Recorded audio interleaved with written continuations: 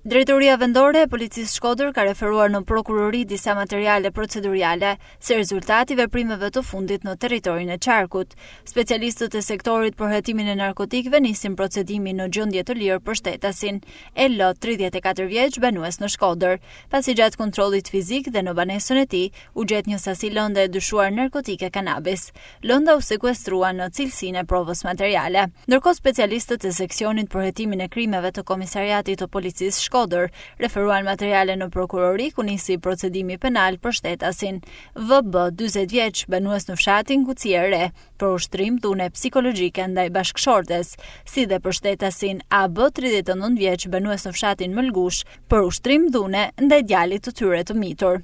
Po ashtu, më datë 23 shkurt 2026, shtetasi VG, 57 vjeç, ka kallëzuar vjedhjen e motomjetit të tij në banesë në lagjen 3 Heronjt.